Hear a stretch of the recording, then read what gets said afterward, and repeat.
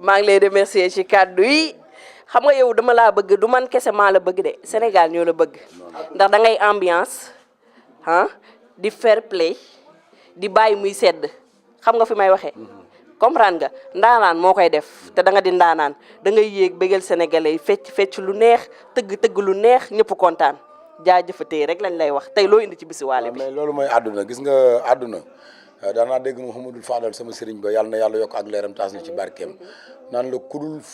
bu nit dem bu nit di dem fu muy bëggee ak fu ñu ko dul bëggale àdduna nag dafa yàggul te lépp rek loo ciy def rek képp benn doomu aadama buy bëggal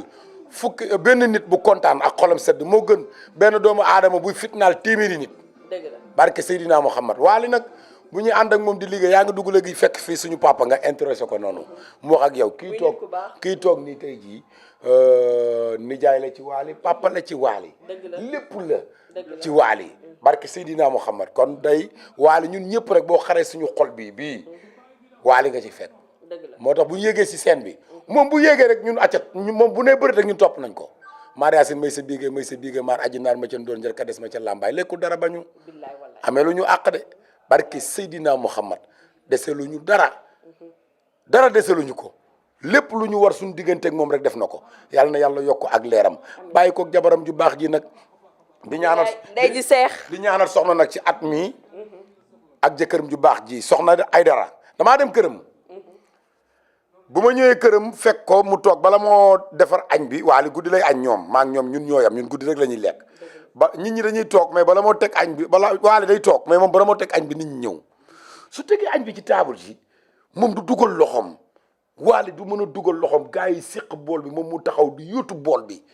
barke Seydina Muhammad wallahi azim waxuma ko ngir jabaru patron déedéet damay wax ci sama digganteeg yàlla ak moom ak defkatu baax bi mu doon ma xool ma ne jigéen ji a baax jigéen bu siisee rek baaxul ndax jigéen a moom kër kon nag soxna maa ngi lay ñaan ak sa jëkkër ji lépp loo am ak moom yàlla na ci yàlla def jàmm. ndax damaa bëgg Papa Thione mu daan fecc lu neex boobu yow ñum xalimee ñi laa leen dàq fecc yu sa fecc day civilisé da ngay def costume def takk gu rëy daal lii di briller mu teg la seeni acum loolu laa namm. bilaay laal nga fondement ba ko koy fondement bi Thione Seck. bilaay dëgg la. lépp moo ko waral. lii rek lañ doon ñaan yàlla nag. waaw parce que maanaam ginaar rek lay jur. waaye dafa am loo xam ne dafa am ci Thione Seck tey jii loolu la ko yàlla fay. muy doomam ji amul lu ne gaañ de. dëgg la. waaye boo amee waale rek am na lu ne gaañ. ndax la mu waroon am yëpp tey gi suñu borom ci lu wax la loxo waali la ko jaarale kooku doolu nag dellu doon sama raq dellu doon sama doom dellu doon sama xarit dellu doon sama complice ndax maanaam yar dafa am solo daal ci doomu aadama dama ko yar xam ko xam mooy kan daan tëdd mu tëdd sama ginnaaw te wallahi azim lii rek la mun a am tey dogguma la sax dangaa ñàkk ki ñaan ndax ñàkk ki ñaan weesuwul nga daan feccal baayam tey doom juddu nga yar ko tette ko ba mu dugg ci musique tey bu la neexoon nga ni nijaayam laa damay toog te force da lay defal du dëgg la bu la neexoon nga ni tey du ma ko feccal ndax doom la ci man dëgg la damaa feccal baayam mais defoo ko loolooy ñàkk ki ñaan parce que xamu tax man damaa fier ci Faramareen man wane nga ko man muy Thione Seck Mapenda Seck Assane Ndiaye Ousmane Seck Kéba ba ci Mandiaye mi ba ci Bambali ku ci nekk rek dafa am fu ma war a mën a jaar ak yow man jarbaat laa ci biir man Thione Seck sama nijaay la Assane sama nijaay la Mapenda sama nijaay la Kéba sama nijaay la Ousmane Seck sama nijaay la yaa ngi dégg mais dafa am loo xam ne yàlla da ko def sama diggante ak ñoom mu doon loo xam ne cofeel la maanaam man dama leen bëgg boo xam ne du ma leen weccoo parce que maanaam seen bëgg gi ma leen bëgg mënu ma ca wax lu bëri sax parce que bu ma ci waxee lu bëri rek day am neneen nu mu demee man Thione Seck moo ma yar Thione Seck sama complice su yaay la woon yàlla dem tey jii sama yaay dafa teel a gën a àdduna nag mais saa yu ma gisee Thione Seck rek mel na ni moom laa taxawal tey jii yàlla def may ànd ak moom tukki di dem fu ne ci àdduna ba tey jii man ñoo nekk ak doomam seetaanu ma bu ma feebaree du ma la nëbb de moo may faj bu ma soxlaa moo may jox sama dépense su kër ginnaaw yàlla yonent bi moom la est-ce que yaa ngi dégg maanaam mooy li nga wax sànq xaali rek da nga ne ko yow adduna bi ñëpp la bëgg ku nekk ak Wally il faut adduna bi yëpp bëgg la parce que kooku Baay Faal la maanaam moom xamee lu saf suukar rek lu saf xorom li nekk loo fekk ci moom rek yaa ko moom noonu lay dundee àdduna moo tax bésam nii rek lay mën a demee bu ñëwee Gambie fépp fu ñu mënti dem nag moom bésam nii rek lay mën a dem parce que maanaam gis nga yàlla bu nee waaw ku yóbbu rek ni waaw ku newul waaw nag da ngay sonal sa bopp. dafa xew si jamono sax nag ku yóbbu bëgg ko. mais biddéew la boo xam ne suñu borom moo nu ko génneel yaa ngi dégg adduna bi ñëpp bëgg ko ba pare ñëpp soxla ko soxna si rek la mënoon am muy soxna Aydara kooku yonentu yooyu maamam moom Wally jabaram rek la am moom maanaam suñu borom da koo seppil koo xam ne koo koy soxnaam soxna doo dox ci mbedd ba gis ko muy tambaambalu amul xarit xam nga koy xaritam Wally ak ay doomam yowén na ki joxe lekk yowén na ki joxe naan yowén na ci génn ci kalpeem joxe te kenn du ko xam Wally man maa ko yar sama kanam la juddoo ñoom Mouhamed sama kanam lañ juddoo mais ki ne Diouf tey jii lii mu am ni ki doomam ji moom moo ko liggéey ndax daf ko fa xaar ma fekkee nag lu bëree bari tey yàlla di rek la ko mën a fayee waaye jaaga maa ngi lay wax ni sama yaay jooju barki Seydina Mouhamed yow doom yi rek nga mën a jur yow say doom rek nga mën a jur parce que xam nga lu tax da nga koo liggéey tar bi ji ko ci seen baay nekk ko ci seen baay di ki dégg lu ne di ci gis lu ne yàlla doom ji rek la nu mënoon fayee maanaam gisagoo sax dara de lii lancement la rek jaagu jub séeri bàllaago déggoo ñëwee la Box TV Equivox ay man sama ñii kenn dégg ay man fan laa jëm. wax nga ni Equivox waaw ñoom fu ñu boxee rek voxay box rek fu ñu boxee dañuy daan kon jeex na. fu ñu boxee rek kon ñoo mën ñëpp. yéen a mën ñëpp yéen a fi ne kon leer na. muy chef d'orchestre Papis nuyu nañ la. ñu ngi leen di fay bu baax Equivox TV. mais Papis ci loo nekk. je vais très bien nelaw récupérer bu baax waaw. tey loo pareel waa Gambie. Gambie suñu public la ñoom en général dafa am nu seen spectacle di demee. un gala très sobre gala boo xam ne ndànk-ndànk la doucement ak un show beaucoup plus libéré donc on a réfléchi ci répertoire bi def lu gën a décontracté par rapport à hier. ok waaw lu gën a décontracté laay wane mooy par rapport ak ñoom seen concept bu dee ñun le Sénégal am na nu ñuy doxalee soirée en trois mais ñoom aussi premier jour bi c'est des trucs relax c'est un peu moins c'est des gens assis à table bii c'est différent bii c'est plutôt relax soo ko xoolee ci public bi di nga gis ne que y a même pas de chaise assise donc show la donc c'est un répertoire beaucoup plus bien comme naka laa la koy mën a méngoleel rek mooy comme grand théâtre Sénégal rek comme 31 décembre Sénégal. mais en fait dañu remarqué des fois Wally bu demee comme ça mbalax bi biy dóor au niveau Sénégal da koy wàññi bon da ngeen di xool au niveau public bi ngeen di am ngeen soigner seen musique wala. waaw xam nga booy def une musique festive comme suñu bos. Le public joue un rôle très important au Sénégal les gens ils maîtrisent le répertoire mun naa ne sax boo koy xool chronologie morceaux yi ni ñuy teglantee sax public bi da koy xam.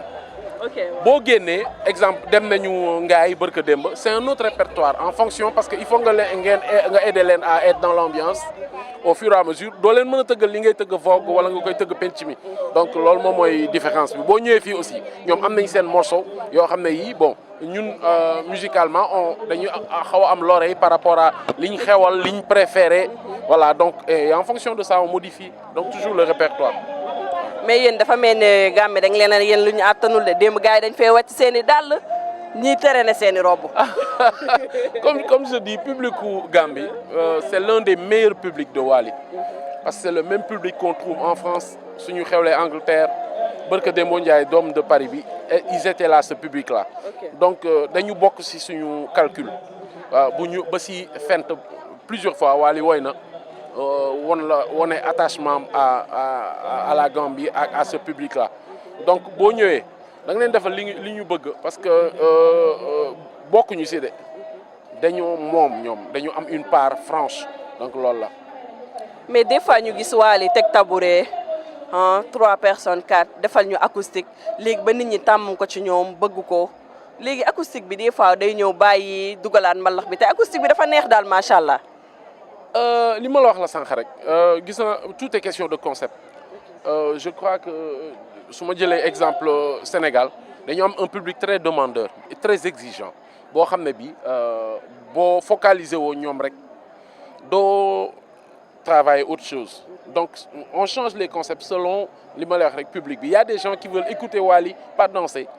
Il y a des gens qui aiment bien le rythme mais bu fecc jotee ils aiment s'asseoir, apprécier la musique, déglu woy déglu les mélodies déglu donc public boobu la ñuy jéem a satisfaire loolooy waral des fois par rapport à certaines émissions et c'est un truc on s'est pas encore totalement lancé là-dessus dañ ko def pas à pas pour recenser le nombre de personnes que ça va accrocher et en fonction de ça inchallah il y aura des spectacles yoo xam ne ce sera typiquement ça voilà. Mais 31 décembre Wally di dem Grand Théâtre foofu moom këram la min na ko lan ngeen di préparer waa Sénégal. Bon xam nga on a un problème on a 2 dates majeures désormais sur l'année Grand Théâtre mooy l'anniversaire et le bal du 31 décembre. Un bal nag mënoo ko jël nga modifier ko c'est un truc comme ni ma lay wax nii c'est un truc laisser aller un truc boo xam ne venez tôt la ñuy wax on fait la fête on souhaite minuit ensemble on se souhaite le meilleur vœu et c'est une ambiance. Par contre l'anniversaire c'est différent c'est un concept à chaque fois c'est des thèmes tu vois c'est des choses qu'on essaie de faire passer par rapport ak public sénégalais bi ak diaspora bi yëpp laay wax sax. Papis ñu ngi lay remercier bu baax lan ngay wax Equivox TV ñu ñëw accompagner leen fii ci Gambie pendant 3 jours yi ngeen fi def ñu couvrir événement bi bàyyiwuñu dara lan nga ñuy wax. Ñun on a 2 choses le public qui nous suit et qui nous soutient ak la presse comme vous donc je m'en vais vous remercier vous dire sincèrement que le travail que vous faites il est très très important et c'est quelque chose qu'on prend beaucoup à cœur. Parce que aujourd'hui médias yi bari nañ je crois que médias yi donc média bi focaliser wu si nga am événement bu toll nii mu ñëw couvrir ko mettre ko en valeur je crois que c'est très important que ñu delloo leen jukkal que ñu remercier leen accompagnement bi te nag ngeen ñaanal ñun aussi liggéey bi ñu def ñu avancer bu ko defee nos dates majeures inchallah Equivox ne peut pas parce que qui dit Equivox dit équivalence dit voilà beaucoup de choses donc yàlla bàyyi ñu ensemble te ñuy gën a avancer ndoo ensemble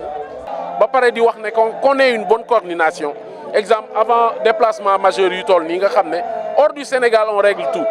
parce que au Sénégal on règle tout hors du Sénégal c'est un peu difficile donc su ñu amee coordination am information xaar ne que exemple Equivox mu ngi ñëw je crois qu'au moment de quitter sax dañ koy boole ci plan bi parce que dëkk boo ñëw rek da nga koy fekk ak ay habitudes am les filles la presse n'est pas trop développée comme Sénégal j'ai beau le dire donc bu ñu ñëwee importance bi ñu war a jox presse bi des fois le promoteur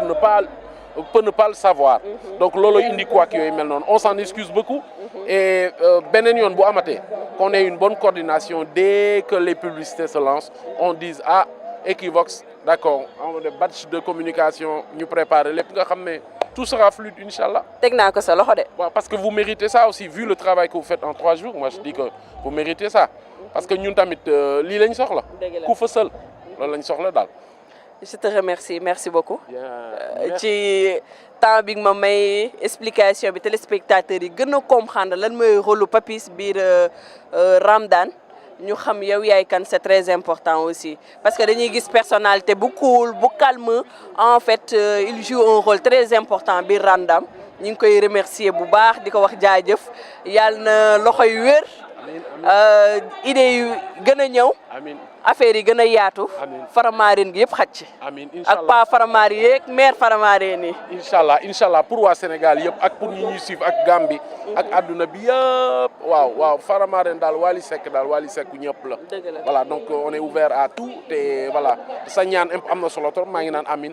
voilà jaajëf Papis